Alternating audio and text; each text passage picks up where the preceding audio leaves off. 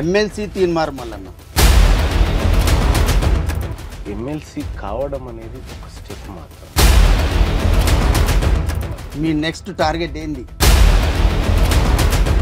ఆ పవర్ ఏదైనా చేయగలుగుతుంది. మీరు గెలవాల్సినంత మెజార్టీతో గెలవలేదు. మీరే చెప్పాలి అదే ఏం జరిగిందనేది. మీ గెలుపును అడ్డుకునే ప్రయత్నం రెడ్లు చేశారనేది. చాలా మంది నా కోసం పనిచేసినటువంటి వాళ్ళు ఉన్నారు. పనిచేసిరంటే ఈ మెజార్టీ సరిపోదు కదా.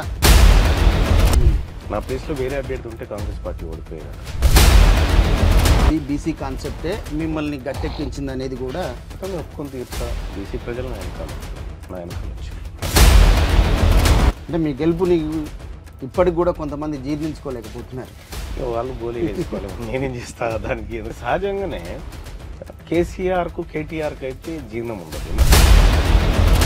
వాళ్ళు ఎన్ని కుట్రలు కుతంత్రాలు చేసినప్పటికీ కూడా తీన్మార్ మల్లన్న గెలవగలిగింది.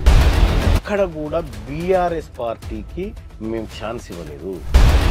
కాంగ్రెస్ పార్టీలో రెడ్ల ఆధిపత్యం. నువ్వు చేయి, తప్పేముంది? అంటే వాళ్ళలో యూనిటీ ఉంది. వాళ్ళలో కంటే ఇప్పుడు బీసీలో ఎక్కువ యూనిటీ ఉంది.